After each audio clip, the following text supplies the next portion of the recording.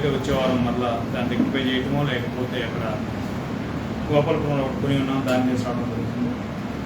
ఈరోజు మైక్ లేకుండా సైన్స్ వర్స్గా కూర్చున్నాం. సమయంలో దేవుని యొక్క లేఖనాల్లో నుంచి దేవుని యొక్క ఆజ్ఞల్లో ఒకటైనటువంటి ఆతిథ్యము చేయుట అనేటువంటి ఒక అంశాన్ని గురించి మనం చదువుదాం. క్రైస్తవ సహోదరి సహోదరులకు దేవుని యొక్క ఆజ్ఞ ఏమై ఉన్నది అని అంటే, రోమిలకు రాసిన పత్రిక 12వ అధ్యాయము, రోమిలకు రాసిన పత్రిక 12వ అధ్యాయము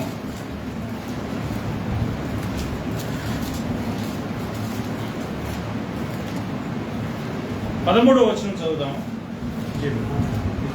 పరిశుద్ధుల అవసరములో పాల్గొనుచు శ్రద్ధగా ఆతిథ్యము ఇచ్చుచుండుడి. రైట్, ఇక్కడ దేవుని పిల్లలమైనటువంటి మనకు దేవుడు ఇస్తున్నటువంటి ఆజ్ఞ ఏమిటి అని అంటే, పరిశుద్ధుల అవసరములలో పాల్గొనచ్చు శ్రద్ధగా ఆతిథ్యం ఇచ్చుండుడి. ఆతిథ్యం ఇవ్వాలి అనేది దేవుని యొక్క ఆజ్ఞ. ఈ ఆజ్ఞల్లో మనం ఆచరించవలసినటువంటి అవసరం ఉన్నదా లేదా అనే విషయాన్ని కూడా మనం తెలుసుకోవాలి. ఖచ్చితంగా దేవుని ఆజ్ఞ అంటే ఖచ్చితంగా దానికి లోపడాల్సినటువంటి అవసరం మనకున్నది. ఎందుకంటే ఇక్కడ ఈ ఆతిథ్యం అంటే ఏంటండి? అసలు ఆతిథ్యం అంటే ఏంటి? ఇప్పుడు మనకు తెలిసిన వాళ్ళు కావచ్చు, తెలియని వాళ్ళు కావచ్చు, లేకపోతే బంధువులు కావచ్చు, స్నేహితులు కావచ్చు, ఎవరైనా మన ఇంటికి వచ్చినప్పుడు మనం చేసే దాన్ని ఏమంటాము? ఆతిథ్యము అంటాము. రెండు బ్రదర్ కూర్చొని చెప్పి కుర్చీ వేయటము, లేకపోతే మంచిలు తీసుకుని ఇవ్వటము, లేదా భోజనం టైం అయితే భోజనం పెట్టడము, ఇది ఒక రకమైనటువంటి ఆతిథ్యం. ఈ యొక్క ఆతిథ్యము అనేటువంటి విషయము క్రైస్తవుల్లో లోపం కలిగి ఉన్నది అనేటువంటి విషయాన్ని పౌలు గారు ప్రస్తావిస్తున్నట్టుగా మనం చూస్తున్నాం. ఎందుకు ఈ విషయాన్ని పౌలు గారు ప్రస్తావిస్తున్నాడు అని అంటే, వారు ఆతిథ్యంలో కొంచెం వెనకబడి ఉన్నారు కనుకనే మీరు ఆతిథ్యం చేసే విషయంలో శ్రద్ధ కలిగి ఉండండి, లేదా పట్టుదల కలిగి ఉండండి, నిలవరంగా ఉండండి అని చెప్పంటున్నాడు. ఎందుకంటే ఈరోజు ఎవరైనా మనం ఇంటికి పోతుంటాం, ఎవరింటికైనా మనం పోతుంటాం, పోయినప్పుడు మన ఇంటికి వచ్చారే సహోదరులు అని చెప్పి మనం ఏం చేయాల్సిన అవసరం ఉన్నది అంటే, ఖచ్చితంగా రెండు బ్రదర్ కూర్చోండి అని చెప్పి మనం వాళ్ళకు ఒక సీట్ వేసి లేదా కుర్చీ ఇచ్చి కూర్చోబెట్టి ఇక్కడ మంచిలు ఇచ్చి వారిని మర్యాద చేయడం అనేది ఖచ్చితంగా అవసరం. ఈనాడు వాటి విలువలు తగ్గుతూ పోతున్నాయండి. పూర్వకాలంలో మనం చూసినట్టయితే దారిన పోయేటువంటి ఒక మనిషిని చూసి వారెవరో తెలియదు, వారి గురించి మనకి ఏమాత్రం కూడా అవగాహన ఉండదు. అయినా కానీ వారిని పిలిచి మనం ఏం చేసి అంటే, మనకంటే ముందున్నట్టు తరాలు వాళ్ళు ఏం చేసేవాళ్ళు అంటే మంచినీళ్ళు ఇచ్చి భోజనం పెట్టి, వాళ్ళు ఒకవేళ రాత్రి అయితే పడుకోవడానికి నివాసాన్ని ఏర్పాటు చేసినటువంటి దినాలు మనం చూసాం మన క్రితం కాలంలో. కానీ ఈ రోజుల్లో ఏమవుతుందంటే, మంచినీళ్ళు ఇవ్వడానికి కూడా డబ్బులు, భోజనం పెట్టడానికి డబ్బులు, లేదా ఇంకేదైనా బస్సు వేయడానికి కూడా డబ్బులు. కానీ ఇలాంటి పరిస్థితుల మధ్య మనం ఉన్నాం. కానీ క్రైస్తవులమైనటువంటి మనమైతే ఏం చేయాల్సిన అవసరం ఉందంటే, ఆతిథ్యము చేయాల్సిన అవసరం ఉంది అని అంటున్నాడు. చూడండి, ఎబ్రీయులకు రాసిన పత్రిక 13వ అధ్యాయము, ఎబ్రీయులకు రాసిన పత్రిక 13వ అధ్యాయము 1-2 వచనం చదువుదాం. సహోదర ప్రేమ నిరవరముగా ఉండనీయుడి, ఆతిథ్యము చేయ మరొకటి. దానివలన కొందరు ఎరుగకి దేవదూతలకు ఆతిథ్యం చేసింది. రైట్, ఇక్కడ సహోదర ప్రేమ నిలవరంగా ఉండనీయుడి, ఆతిథ్యము చేయ మరొకటి అంటున్నాడు. అంటే వీళ్ళు ఏం చేసినందువల్ల ఆ మాట చెప్తున్నాడు ఆయన, మనకు ఆటోమేటిక్గా అర్థమవుతుంది కదా. వీళ్ళు మర్చిపోయారనేది అర్థమవుతుంది. ఆతిథ్యం చేసే విషయంలో వీళ్ళు మర్చిపోయారు. కాబట్టి మీరు ఆతిథ్యం చేసే విషయంలో మరొకసారి ఆతిథ్యం అంటే ఏంటంటే మర్యాద, లేదా వారికి కావాల్సినటువంటి భోజనము, నీళ్లు, లేకపోతే ఏదైనా కుర్చీ వేయటము, ఇది మర్యాద. ఇది మన యొక్క కుటుంబాల్లో జరిగేది. కానీ మనకు తెలియనటువంటి వాళ్ళు వస్తే మనం పట్టించుకునేటువంటి పరిస్థితుల్లో ఈ రోజుల్లో లేవు. లేదు తెలిసిన వాళ్ళు వచ్చినా కానీ పట్టించుకునే పరిస్థితుల్లో ఈ రోజుల్లో లేవు.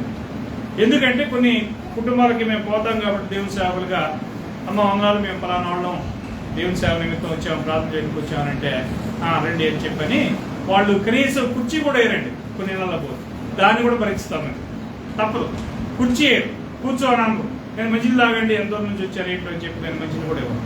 ఇలాంటి పరిస్థితుల మధ్యలో మరి ప్రస్తుత సమాజం ఉంది. కానీ క్రైస్తవులమైనట్టు మనం ఏం చేయాలట? సహోదర ప్రేమను నిలవరంగా ఉండనియాలి, ఆతిథ్యము చేయట విషయంలో మరవకుండా ఉండాలి. ఎందుకు అని అంటే 2వ వచనం చెప్తున్నాడు, మీరు దానివల్ల కొందరు ఎరగకయే దేవదూతలకు ఆతిథ్యము చేసేది.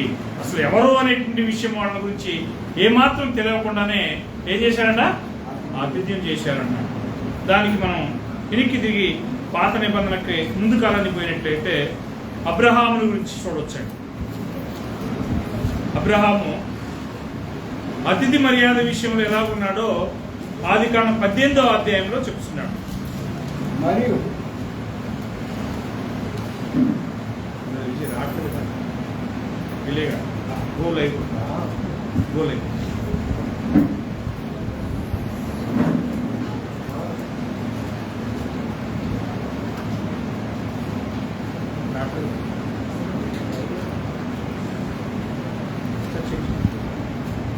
రైట్ 18వ అధ్యాయము 1-2 వచ్చాం చూడండి. మరియు మమ్రే దగ్గర ఉన్న సింధూర వనములో అబ్రహాము ఎండవేళ గుడారపు ద్వారమును కూర్చొని ఉన్నప్పుడు యెహోవా అతనికి కనబడెను. అతడు కన్నులెత్తి చూసినప్పుడు 3 మనుషులు అతన్ని ఎదుట నిలబడి ఉండేది. అతడు వారిని చూసి గుడారపు వాకిలి నుండి వారిని ఎదుర్కొనటకు పరిగెత్తి నేల మట్టు వంగి, ప్రభువా, నీ కటాక్షము నా మీద ఉన్నాయట్లా, ఇప్పుడు నీ దాసులను దాటిపోవద్దు, నేను కొంచెం నీళ్లు తెప్పించదను, దయచేసి కాళ్ళు కడుగుకుని ఈ చెట్టు కింద అవసరం తీర్చుకునేది, కొంచెం ఆహారం తెచ్చదను, మీ ప్రాణములను బలపరుచుకుని తర్వాత మీరు వెళ్ళవచ్చును, ఇందు నిమిత్తము కదా మీ దాసులకు వచ్చుకునేది. దేవుని బిడ్డారా, ఇది చాలా పూర్వకాలం అండి. అబ్రహాము జీవించే కాలం. ఈ కాలంలో ఆ దినాల్లో మనుషులందరూ కూడా గుడారాల్లో నివసించేటవారు. ఇండ్లు, ఇలాంటి పక్క ఇండ్లు. ఆ గుడారాల్లో నివసించినప్పుడు మంచి ఎండవేళ గుడార ద్వారమందు కూర్చుని ఉన్నప్పుడు, అంటే అబ్రహాం గుడార ద్వారం ముందు కూర్చుని ఉన్నప్పుడు, అంటే గుడారాలు వేసుకుంటారు కదా, గుడార ద్వారంలో కూర్చున్నప్పుడు మంచి ఎండవేళ ఆయన కళ్ళెత్తి పైకి చూసిన వెంటనే 2వ వచనంలో 3 మనుషులు అతన్ని ఎదుట నిలవబడి ఉండిరి. ఎవరో కొత్తోడు, వాళ్ళ ముఖం తెలియదు, ముక్కు తెలియదు, వాళ్ళు ఎవరో తెలియదు. అలాంటి మనుషులు అబ్రహాం యొక్క ఎదుట, ఆయన గుడారం ఎదుట నిలవబడ్డారు. నిలవబడితే ఏం చేశాడంటే ఆయన చూడండి, వారిని చూసి గుడారపు వాకిటి నుండి వారిని ఎదుర్కొనేందుకు పరిగెత్తి నేల మట్టుకు వంగి, ప్రభువా, నీ కటాక్షం నా మీద ఉన్న ఎడల ఇప్పుడు నీ దాసుని మీరు దాటిపోవద్దు. ఏమన్నాడు వారిని చూసి? ప్రభు అంటే అర్థం ఏంటండి? అధికారం కలిగిన వాడు ప్రభు, లేకపోతే బలం కలిగినటువంటి వాడు అని అర్థం. అప్పుడు ఎవరో మనకు తెలియనటువంటి వాళ్ళు వచ్చినటువంటి వాళ్ళని చూసి, ప్రభువా, మీ దయ లేదా మీ కటాక్షం నా మీద ఉన్న ఎడల ఏం చేయొద్దు, మీరు నన్ను దాటిపోవద్దు. ఎందుకట చూడండి, అక్కడ నేను కొంచెం నీళ్లు తెప్పించదను, దయచేసి కాళ్ళు కడుక్కునము, ఈ చెట్టు కింద అలసట తీర్చుకున్నాము అని చెప్పి చెప్పడం జరిగింది. ఎవరంటే వాళ్ళు? అబ్రహాము తెలుసా వాళ్ళు దేవదూతలని? తెలియదు. వాళ్ళు దేవదూతలని అబ్రహాము తెలియదు. వాళ్ళు తన బంధువులైనే కాదు, లేకపోతే తన పొరుగు గ్రామస్తులు కాదు. మరి ఎవరో తెలియకపోయినా వాళ్ళ దగ్గర పోయి ఏం చేశాడు? వాళ్ళ ఎదుట వంగి సాగిలపడి నమస్కారం చేశాడు.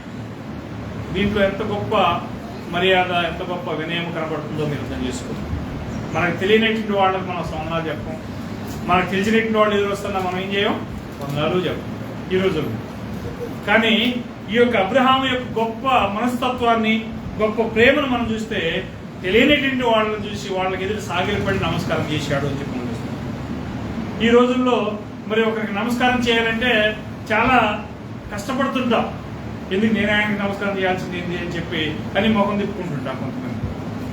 కానీ ఆ దినాల్లో వాళ్ళు తెలియనటువంటి వాళ్ళు అయినప్పటికీ కూడా వాళ్ళకి సాగిలపడి నమస్కారం చేసి, అయ్యా నేను మీకోసం నీళ్లు తెస్తాను, కాళ్ళు కట్టుకోండి, అలసలు తీర్చుకోండి, భోజనం తెస్తాను, మీరు భోజనం చేయండి అని చెప్పి వారు బ్రతిలాడుతున్నారు.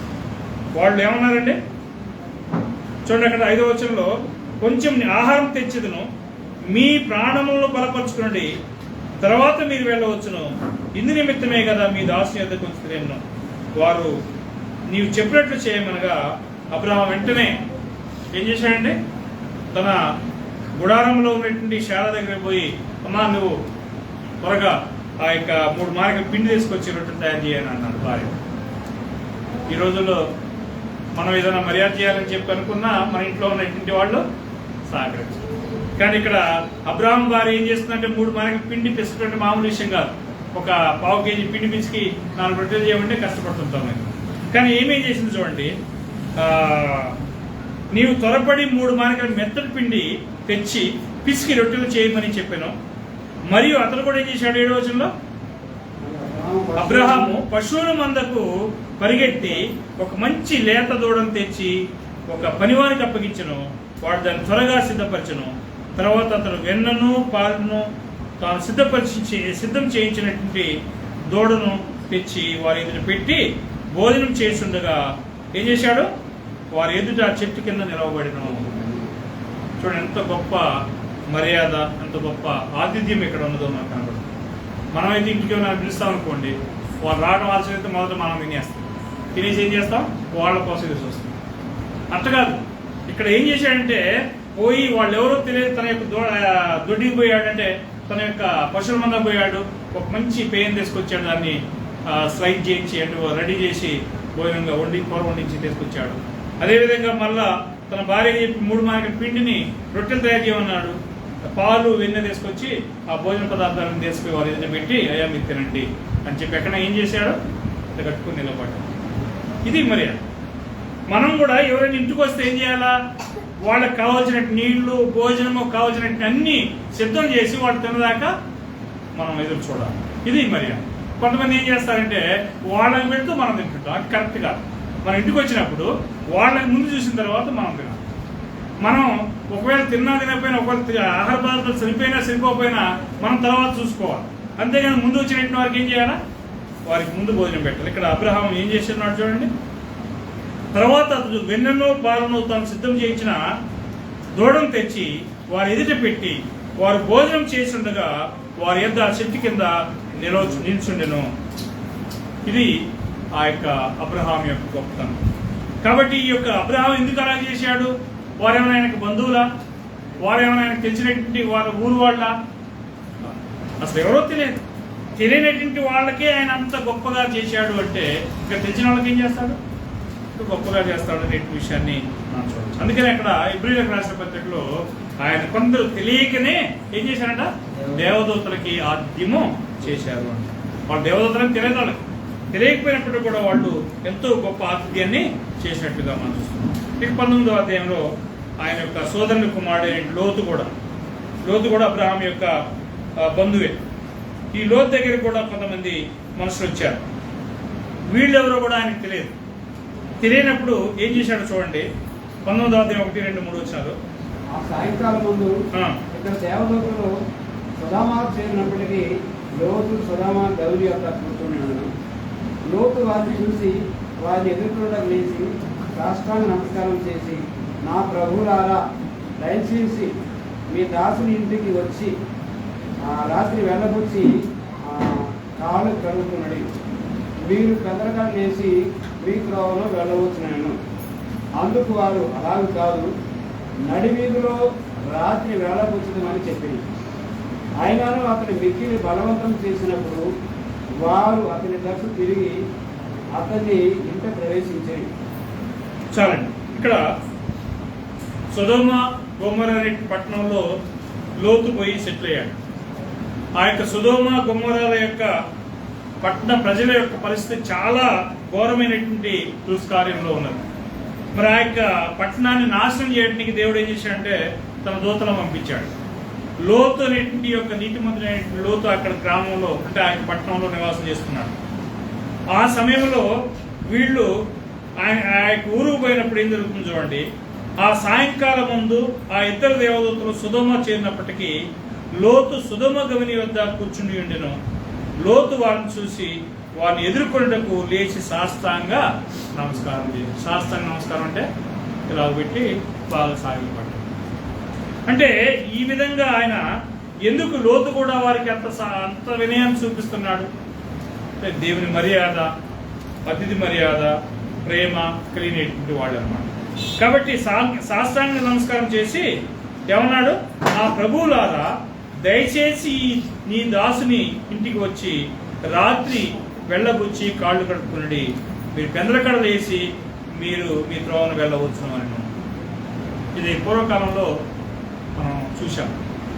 గ్రామాల్లో కొంతమంది స్త్రీలు ఉండేవాళ్ళు, దారిని పోయేవాళ్ళని వచ్చేవాళ్ళని చూసి వాళ్ళు బాగా ఎండలో వస్తున్నారు అని అంటే, అయ్యా ఎక్కడి నుంచి వస్తున్నారు, బాగా ఎండలో పోతున్నారు, రండి కానీ మంచి తాగండి, కూర్చోండి అని చెప్పి ఏం చేస్తారంటే వాళ్ళకి మజ్జిగ నీళ్లు ఇచ్చి అవసరమైతే భోజనాన్ని కూడా పెట్టి పంపించినటువంటి దినాలు గత 40 ఏళ్ల కింద మనం చూసాం. ఇప్పుడు లేదు, పరిస్థితి మారిపోయింది. ఎందుకంటే ఇప్పుడు ఎవరికి వాళ్ళే ఎవరు స్వార్థం వాళ్ళే అయ్యారనే విషయం మనం చూస్తున్నాం. ఇక ఈ కాలంలో అంటే లోతు అబ్రహాము జీవించిన కాలంలో వాళ్ళకి పోయి వాళ్ళని పిలిచి మామూలు పిలవడం కాదు, శాస్త్రానికి సాగిలపడి నమస్కారం చేసి మరి ప్రభువులారా దయచేసి నీ దాసుని ఇంటికి వచ్చి మీరు అలసం తెచ్చుకోండి అని చెప్పేంత తగ్గింపు కలిగినటువంటి మనుషులు ఆ దినాల్లో జీవించారు. ఏమంటున్నాడేనా, దయచేసి నీ దాసుని ఇంటికి వచ్చి రాత్రి వెళ్ళబుచ్చి కాళ్ళు కడుక్కుని మీరు పెందల కళ్ళు వేసి మీ త్రోవను వెళ్ళవచ్చునని.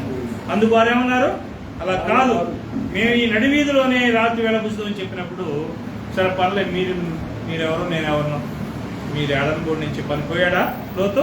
3వ వచనం చదవండి. అతను మిక్కిలి బలవంతం చేసినప్పుడు వారు అతని తట్టు తిరిగి అతని ఇంట ప్రవేశించిరి. చూశారండి, అయినను లోతు ఏం చేశాడ, మిక్కిలి బలవంతం చేసినప్పుడు వారు అతను తట్టు తిరిగి ఆ ఇంట ప్రవేశించిరి అని చెప్పి మనం చూస్తాం. అంటే వాళ్ళు ఎవరో తెలియదు, ముఖం తెలియనటువంటి వాళ్ళని ఇంటికి వచ్చి భోజనం చేయండి, మా ఇంట బస చేయండి అని చెప్పి ప్రతినాడుతూ బలవంతం చేసేటువంటి సందర్భాలు మనం చూస్తాం. మరి క్రైస్తవులమైనటువంటి మనం ఏం చేయాలా, ఖచ్చితంగా మనం ఏం చేయాలి, మనం కూడా ఈ విధంగా మనం చేయాల్సినటువంటి వారమై ఉన్నాం. చూడండి, అప్పుడు వాళ్ళు దేవదూతలని వారి కోసం ఆయన పరిచయం చేశాడా, దేవదూతలు కాదు వాళ్ళు, అంటే క్షమించాలి, దేవదూతలని ఆయనకి వారికి తెలియకపోయినప్పటికీ కూడా ఒక సాధారణమైనటువంటి మనుషులు అని చెప్పి వారిని గౌరవించి వారికి భోజనం పెట్టి ఆ రాత్రి తన ఇంట్లో బస ఏర్పాటు చేసినట్లుగా మనం చూస్తాం. మరి ఇంత గొప్ప ఆతిథ్యము దేవుని పిల్లలమైనటువంటి మనం కూడా ఈరోజు చేయాల్సినటువంటి అవసరం ఉన్నది. ఆ దినాల్లో ఇంకా ఒక్కొక్క ఉదాహరణ చూద్దాం. 2వ రాజులు 4వ అధ్యాయము 8వ వచనంలో మనం చూసినట్టయితే అక్కడ సూనేమి అనేటువంటి ఒక ఊరు ఉన్నది. ఆ యొక్క సూనేమి అనేటువంటి ఊరిలో ఒక స్త్రీ ఉన్నదండి. ఆ స్త్రీ దైవజనుడైన ఎలీషా వస్తూ పోతూ ఉండటాన్ని చూసి గమనించి ఏం చేసిందో సరే 8వ వచనం చదువుదాము. 4వ అధ్యాయం 8వ వచనం. ఆ దినముందు ఎలీషా షూనేము పట్టణంలో పోగా అతట గంధురాలైన ఒక స్త్రీ భోజనములకు రమ్మని అతన్ని బలవంతం చేశాను.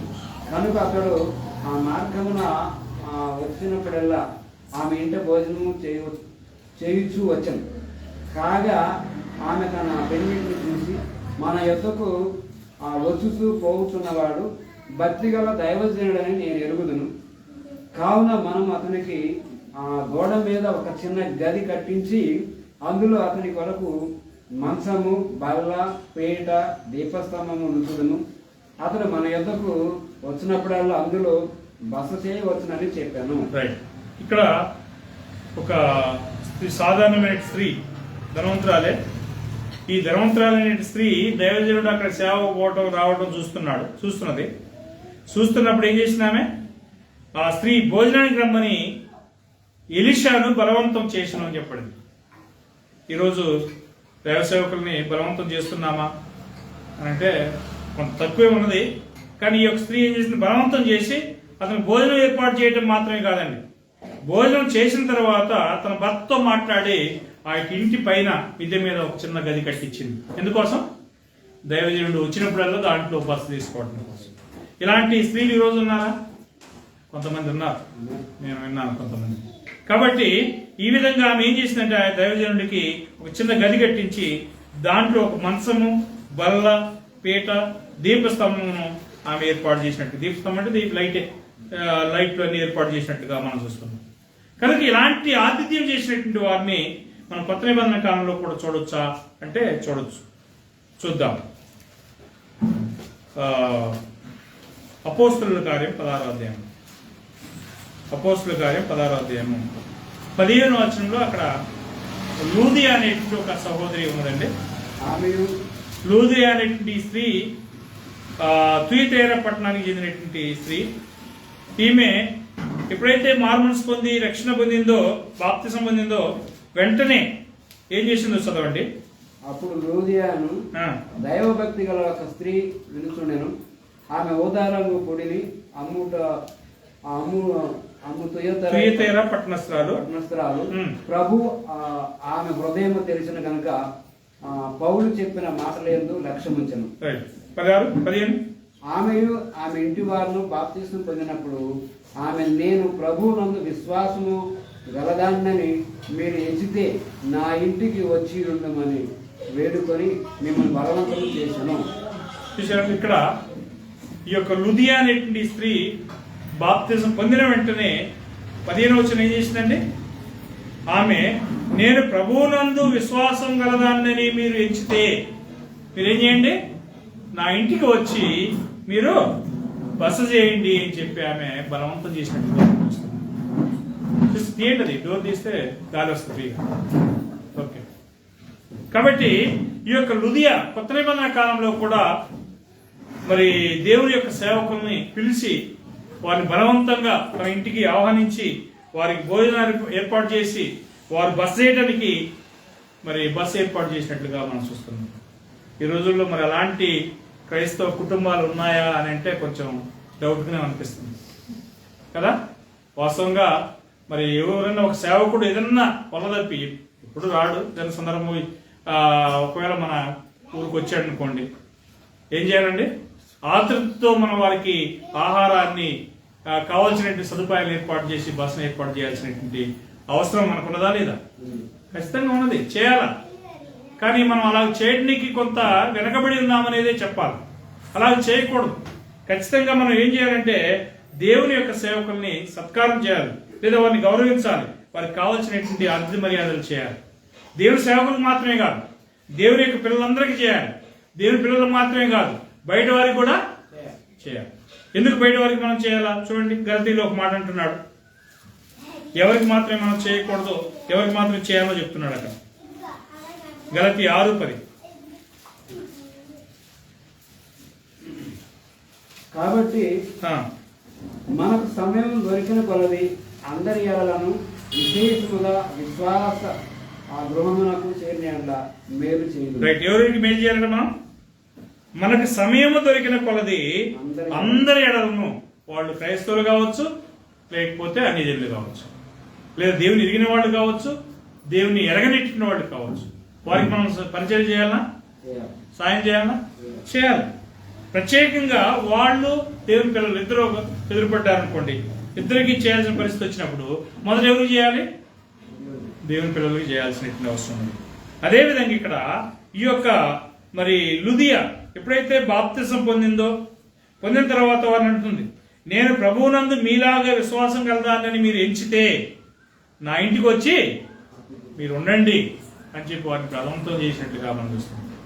ప్రభువును కూడా ఆ దినాల్లో మరి అపోస్తులు బలవంతం చేసినట్లుగా ఒక సందర్భంలో మనం చూడొచ్చు. లూకా సువార్త 24వ అధ్యాయం 29వ వచనం. లూకా సువార్త 24:29.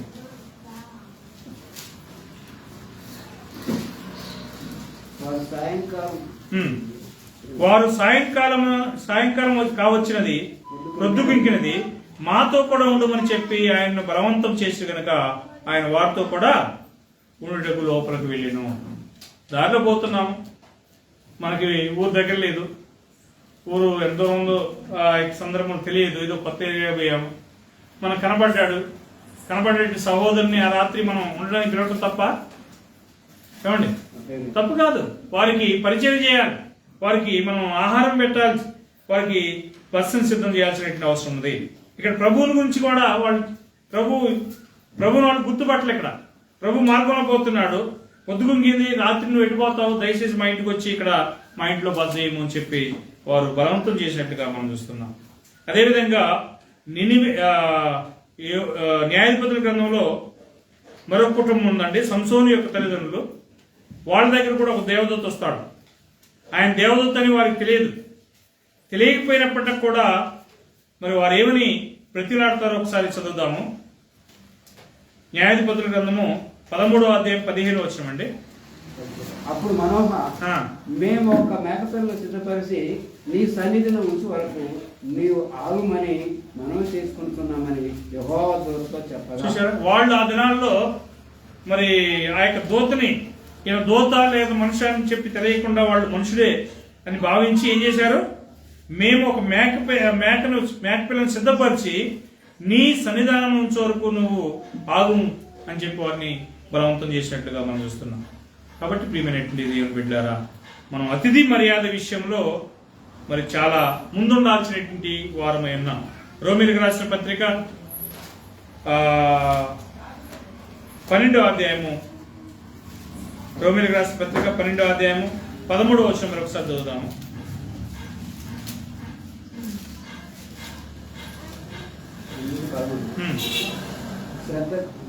పరిశుద్ధుల అవసరంలో పాల్పొందుతూ శ్రద్ధగా ఆతిథ్యం ఇచ్చుచుండుడి. 10వ వచనం, సహోదర ప్రేమ విషయంలో ఒకరినొకడు అనురాగము గలవారై ఘనత విషయంలో ఒకరికొకడు గొప్పగా ఎంచుకుని. రైట్, ఇక్కడ 13వ వచనంలో మనం చూసినట్లయితే ఏమంటున్నాడు, పరిశుద్ధుల అవసరములలో పాల్పొందుతూ శ్రద్ధగా మీరు ఆతిథ్యమును ఇచ్చుండండి అన్నాడు. మరి రోమా సంఘంలో కూడా అక్కడ ఒక కుటుంబం ఉంది, వాళ్ళు కూడా ఏం చేశారు ఒకసారి చదువుదాం. రోమీయులకు రాసిన పత్రిక 16వ అధ్యాయము, రోమీయులకు రాసిన పత్రిక 16వ అధ్యాయము 23వ వచనం చదువుదాం. నాకును యావత్ సంఘమునకును ఆతిథ్యమిచ్చు గాయు మీకు వందనములు చెప్తున్నాడు. రైట్, పౌలు చెప్తున్నాడు. ఇది ఎక్కడ అని అంటే రోమా పట్టణంలో. నాకును యావత్ సంఘమునకును ఆతిథ్యం ఇస్తున్న గాయి అని అన్నాడు. గాయి అనే ఆయన ఒక ఆయన, కేఎస్, ఇంగ్లీష్ కేఎస్ అంటారు ఆయన. ఆ గాయి అనే ఆయన ఎవరెవరికి ఇస్తున్నాడంటే ఆతిథ్యము, పౌలుకును మరి యావత్ సంఘానికి ఆతిథ్యం ఇస్తున్నాడు. మరి ఈ రోజుల్లో మరి ఇంటికి వచ్చినటువంటి వారికి మనం ఏం చేయాల్సినటువంటి అవసరం ఉన్నది, ఆతిథ్యం ఇవ్వాల్సినటువంటి అవసరం ఉన్నది. ఆ విధంగా ఇచ్చే విషయంలో కొన్ని లోపాలు మనలో ఉన్నాయి. ఆ లోపాలను మనం సరి చేసుకోవాల్సినటువంటి వారమై ఉన్నామనేది దేవుని యొక్క వాక్యం మనల్ని హెచ్చరిక చేస్తున్నారు. చూడండి, ఇంకా ఆతిథ్యం చేయవారు ఎలా చేయాలో చూడండి. 12వ అధ్యాయము రోమీయులకు రాసిన పత్రిక 12వ అధ్యాయము 8వ వచనం చూడండి.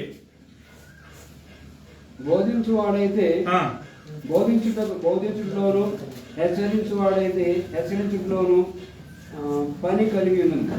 పంచిపెట్టువాడు శుద్ధ మనసుతోను, పై విచారణ చేయవాడు జాగ్రత్తతోను, కరుణించువాడు సంతోషంతోను పని జరిగించవాడు. చూడండి, ఇక్కడ పంచిపెట్టువాడు అంటే భోజనాన్ని వడ్డించేవాడు. వాళ్ళు ఏ విధంగా చేయాలని చెప్పి దేవుని యొక్క వాక్యం మనకు చెప్తున్నాడు. కొన్ని సందర్భాల్లో కొంతమంది ప్లేట్లో అన్నం వేస్తారు, వేసి ఒక అరగంట గంట వేసి ఏం చేస్తారు, ప్లేట్ నిండా దొరుకుతారు. చూసారు ఎక్కడ మీరు? మాకు తెలిసిన ఇంటి ఒక ఆమె ఉందండి, మా బంధువే. అవి ఏం చేస్తారంటే అమ్మాయి మనిషి ఎంత తినగాళ్ళు ఏందనేది అది పట్టించుకోదు.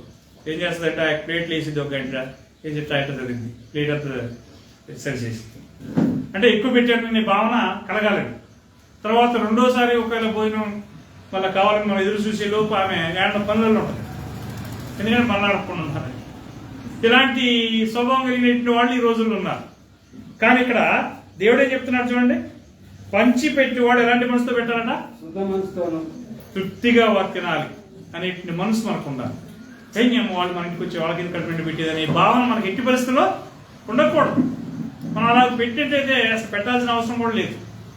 ఇది సుక్కుంటా సనుక్కుంటా వాళ్ళకి మనం ఎందుకు పెట్టాలనే భావంతో మనం చేసినట్టు చేయాల్సినటువంటి అవసరం లేదు. మన ఇంటికి వచ్చినట్టు తృప్తిగా తిని సంతోషంగా మనల్ని మెచ్చుకుంటూ పోవాల్సినటువంటి అవసరం. ఒకవేళ వాళ్ళు మెచ్చుకోవాల్సిన అవసరం మనకేమో లేదు, కానీ దేవుడి యొక్క మెప్పు మనకు కావాలి. కాబట్టి అలాంటి విధానంలో మనం భోజనాలు పెట్టాలి. దేవుని యొక్క పిల్లలమైనట్టు మనం అలా చేయాలి. చూడండి, ఇక్కడ ఈ దేవుని యొక్క న్యాయాన్ని, దేవుని యొక్క గ్రంథాన్ని ఎరిగినటువంటి వాళ్ళలో కూడా కొన్ని తేడాలు ఉన్నాయండి. అలాంటి వాళ్ళు కూడా పెట్టే విషయంలో కొంచెం వెనకబడి ఉన్నారనేది కొన్ని సమస్యలు వచ్చాయి. అపోస్తుల కార్యం 6వ అధ్యాయం చూద్దాం. అపోస్తుల మీదనే ఈ యొక్క నింద వచ్చింది. అపోస్తుల కార్యము 6వ అధ్యాయంలో 1-2 వచనం చూడండి. ఆ దినములలో శిష్యుల సంఖ్య విస్తరించుకున్నప్పుడు అనుదిన పరిచర్యలో తమలోని విధవరాండ్రులను చిన్న చూపు చూసిరని హెబ్రీయుల మీద గ్రీకు భాష మాట్లాడుదులు కలగసాగింది. అంటే ఇక్కడ జరిగేది ఏంది? భోజన పంపకాలు. ఆ దినములలో శిష్యుల సంఖ్య విస్తరించినప్పుడు అనుదిన పరిచర్యలో తమలోని విధవరాండ్రులు చిన్న చూపు చూస్తున్నారని హెబ్రీయుల మీద గ్రీకు భాష మాట్లాడేవారు సన్నదాగారు. అంటే నాకు కూడా ఈ యొక్క పరిస్థితి అనుభవం ఎదురైంది. ఎందుకంటే మేము చెన్నైలో ఒక 20-25 సంవత్సరాలు ఉన్నాం కాబట్టి అక్కడ భోజనాలు తమిళోళ్ళు తెలుగుళ్ళు ఇద్దరు కూడా వస్తారు కదా భోజనం. కాబట్టి కొంతమంది నేను గమనించాను, వాళ్ళు కూర వేసినా భోజనం వేసినా ఆ ప్లేటు నిండనే వాళ్ళ మనుషులు వస్తే వేసేవాళ్ళు. ఆ తర్వాత వేరే భాష వాళ్ళు తెలుగు వాళ్ళు వస్తే మాత్రం తగ్గించేసేవాళ్ళు. అది నేను గమనించాను. కాబట్టి అలాంటి మనసు కలిగి ఉండకూడదు. ఇక్కడ అపోస్తులు కూడా అదే విధమైన విధానంలో ఉన్నారనేది వాళ్ళ మీద నింద వచ్చింది. ఏం చేశారంటే వాళ్ళు మాకు సరైన విధానంలో భోజనం ఇవ్వట్లేదని చెప్పి నింద వచ్చింది వారి మీద. 2వ వచనం, అందుకని అపోస్తులు ఏమన్నారు చూడండి. అప్పుడు 12 అపోస్తులు తమ యొద్దకు శిష్యులను సమూహంగా పిలిచి, మేము దేవుని వాక్యం బోధించడం మాని ఆహారం పంచి పెట్టుట యుద్ధం కాదు. అంటే ఆహారం పెట్టే విషయంలో ఎంత మంచి వాళ్ళు కూడా మెప్పించిన అది ఒకటి వాస్తవం చెప్పవచ్చు. అపోస్తులకి పక్షపాతం ఉంటుందా? ఉండదు కదా, ఉండదు. వాళ్ళు మంచిని పెడుతుంటారు బహుశా. కానీ ఈ గ్రీక్ భాష మాట్లాడిన వాళ్ళు ఏమన్నారు? మాకు సరిగా పెట్టట్లేదు అని చెప్పి నిన్న మోపారు. కాబట్టి ఈ యొక్క అపోస్తులు దాన్ని గమనించారు. మేము దేవుని యొక్క వాక్యాన్ని బోధించడం మానేసి భోజనం పెట్టడం సరికాదు, కాబట్టి భోజనం పెట్టడానికి కొంతమందిని మేము ఏర్పాటు చేస్తున్నామని చెప్పి అక్కడ 6 మనుషులు ఏర్పాటు చేస్తున్నారు, ఎన్నుకుంటున్నారు. కనుక ఈ భోజన పంపకాల విషయంలో కొంత ఎంత మంచిగా పెట్టినా కొన్ని నిందలు వస్తాయనేది వాస్తవమే. కానీ మనం చేసేటప్పుడు ఎలా చేయాలి? మనం చేసేటప్పుడు ఏ మాత్రం కూడా పక్షపాతం చూపకూడదు. మనోళ్ళు వచ్చారని చెప్పి గంట నిండా కాస్త ఎక్కువ ముక్కలు పడి వేయటం, మనోళ్ళు లేనప్పుడు వేరే వాళ్ళు వచ్చారని చెప్పి కొంచెం తగ్గించడం, ఇది జరుగుతున్న విషయం. కానీ చేయొచ్చా? ఆలోచించాలి. చేయొచ్చండి? చేయకూడదు. అలా చేసినట్లయితే దేవుడు మనం చూస్తున్నాడు, అది గమనించాల్సిన అవసరం ఉంది. కాబట్టి ఈ యొక్క విధానం అనేది మరి ఆనాడు జరిగినది ఈనాడు కూడా జరుగుతూనే ఉన్నది అనే విషయాన్ని మనం చూస్తున్నాం. చూడండి, యోబు ఎలాంటి వ్యక్తిగా ఉన్నాడు కూడా చెప్తున్నాడు. యోబు గ్రంథం 31-32 అండి. యోబు గ్రంథం 31-32.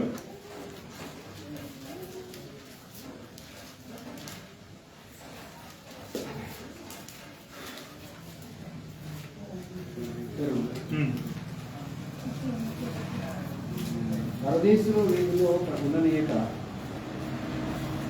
నా ఇంటిని వీధి తలుపులుగా తెలిసింది కదా. అదే కదా, పరదేశుని వీధిలో ఉండనీయక నా ఇంటి వీధి తలుపులు తెలిసింది కదా. ఆదాము చేసిన నా దోషంలో దాచిపెట్టుకుని మహాసమూహములను భయపడి కుటుంబములను. చాలండి. ఇక్కడ విషయం ఏంటంటే యోబు తన ఇంటికి వచ్చినటువంటి వాళ్ళకి లేదనకుండా భోజనం పెట్టినటువంటి వాడు. అదే విషయం చెప్తున్నాడు ఇక్కడ. ఏమంటున్నాడు? నేను ఒంటరిగా భోజనం చేసిన 17 వచనంలో ఏమంటున్నాడు? తల్లిదండ్రులు లేనిటువంటి వారిని నా అన్నంలో కొంచెమైనా తిననీయకుండా నేను ఒంటరిగా భోజనం చేసిన ఎడలను ఎవడైనా వస్త్రహీనుడై ఉండుట చూసి చూడగను. బేదలకు నా వస్త్రము నేను బేదలకు వస్త్రం లేకపోవటం నేను చూసినను. నేను వారికి ఇవ్వకపోతే నేను శాపగ్రస్తునగుదును గాక అని చెప్పి తను తానే ఒట్టు పెట్టుకుంటున్నాడు. 31వ వచనంలో అతడు పెట్టిన భోజనమును తిని తృప్తి పొందిన వారిని చూపించగల వారెవరని నా గుడారమందు నివసించు వారు పలకని ఎడల పరదేశిని వీధిలో ఉండనీయక నా ఇంటి తలుపులు తెరిచిపోయి కదా అంటాడు. అంటే వారికి ఏం చేశాడట? ఆతిథ్యించాడు. పరదేశుల్ని తన ఇంటికి పిలుచుకున్నాడు. వారికి తృప్తిగా భోజనం పెట్టాడు. ఆయన అతని ఇంటికి పోతే సరిగా భోజనం పెట్టలేదనేటువంటి వాడు ఎవరు లేనట్టుగా ఆయన మంచి తృప్తిగా భోజనం పెట్టినట్టుగా మనం చూస్తున్నాం. కాబట్టి ఇటు విషయాల్లో దేవుని పిల్లల్లో కొంత ఈనాడు లోపం ఉన్నట్లుగానే దేవుని గ్రంథం మనకు చెప్తున్నది. కాబట్టి మనం ఏం చేయాలా? ఆతిథ్య విషయాలు ఏం చేయాలండి? మరొక చేయాల్సినటువంటి వారమే. ఆతిథ్యం చేసే విషయంలో చదువుకోకూడదు. చదువుకుంటూ వీళ్ళు అనవసరంగా మన ఇంటికి వచ్చారా, ఈ పూట మళ్ళా మనకు ఒక 100 రూపాయల భోజనం ఖర్చు అవుతున్నాయా అని చెప్పి మనం ఇంటి పరిస్థితులు ఏం చేద్దండి? అలా లెక్కలు వేసుకోకూడదు. అలా లెక్కలు వేసుకున్నట్లయితే మనం వాళ్ళకి చేయాల్సినటువంటి అవసరం లేదండి. కాబట్టి ప్రియమైన దేవుని బిడ్డలారా, మరి అక్కడ అబ్రహాము తెలియకనే దేవదూతల కాడ పరిచర్య చేశాడు, ఆతిథ్యం ఇచ్చాడు. లోతు తెలియకనే దేవదూతలకు ఆతిథ్యం ఇచ్చాడు. మళ్ళా మనోవా అంటే సంసోను యొక్క తల్లిదండ్రులు, మనోవ కుటుంబం కూడా దేవదూతలకి ఆతిథ్యం చేయడానికి వాళ్ళు సిద్ధపడ్డారు. అదేవిధంగా లుదియా అపోస్తులకి నేను క్రీస్తునందు విశ్వాసం ఇచ్చినటువంటి ఒక సహోదరిని అని మీరు భావిస్తే మా ఇంటికి రండి, భోజనం చేయండి అని చెప్పి వారు బలవంతం చేసింది. అదేవిధంగా మనం కూడా ఏం చేయాలా? మనం కూడా ఖచ్చితంగా మరి పరిశుద్ధులకు పరిచర్య చేస్తూ ఆతిథ్యం చేయవలసినటువంటి వారమై ఉన్నాం. ఆ విధంగా చేయనట్లయితే దేవుని కార్యం మీరుతున్నట్టేనా? మీరుతున్నట్టు. మరి దేవుని కార్యం మీరితే మనం ఏం చేసుకున్నట్టు అవుతుంది? పాపం చేసినట్టు. కాబట్టి మనం దేవుని కార్యం మేరకున్నట్లుగా మనం ప్రేమ కలిగి సహోదరులకి మరి మనం ఆతిథ్యం చేసే విషయంలో ముందుండాల్సినటువంటి అవసరం ఉన్నది. ఉదాహరణకి మీకు పోయినసారి ఒకసారి కూడా చెప్పాను నేను. ఏంటంటే ఈ మధ్య నేను ఒక మీటింగ్ పోయాను. మీటింగ్ పోతే ఆ సేవకుడు అక్కడ లేడు. ఆ సేవకుడు రిసీవ్ చేసుకోవడానికి లేట్ అయింది. అక్కడ ఒక విశ్వాసాలు చూసింది. వెంటనే మా అందరికి దాదాపు 200-300 పెట్టి టిఫిన్లను తెప్పించి సేవకులు లేకపోతే ఏం బాగాలేదు అని చెప్పి అనుకుని ఆమె ఏం చేసిందంటే హోటల్ నుంచి తెప్పించేసి ఆయన రాకముందే మాకు ఏర్పాటు చేసి, అంటే అలాగూ కొంతమంది ఏం చేస్తుంటాము, అయ్యగారు చూసుకుంటాడు, అయ్యగారి పని కాదు అది, వాళ్ళ ఇంట్లో ఉండగా అని అనుకుంటారు. కానీ ఆమె అట్లా అనుకోలేదు. ఆ యొక్క సహోదరి తన వెంటనే టిఫిన్ టైం కదా అని చెప్పి వెంటనే ఏం చేసిందంటే హోటల్ పంపించి అందరికి దోశలు తెప్పించి 200-300 ఖర్చు పెట్టి ఏర్పాటు చేసింది. ఇది అతిథి మర్యాద అంటే. కాబట్టి అలాంటి మర్యాదలో మనము వెనకబడినట్లయితే దేవుని యొక్క ఆశీర్వాదాలు మనం కూడా పోగొట్టుకుంటాం. దేవుని యొక్క ఆశీర్వాదాలు కావాలంటే మనం ఇలాంటి పరిచర్య చేసే విషయంలో ముందుండాలి అనేది మనం గుర్తెరిగి దేవుని యొక్క కార్యాల్లో దేవుని యొక్క ఆశీర్వాదాలు పొందినట్లుగా మనం ముందుగాక పోగొట్టుకునేట్టు మీ అందరికీ కూడా వందనాలు తెలియజేస్తూ ముగిస్తున్నాను.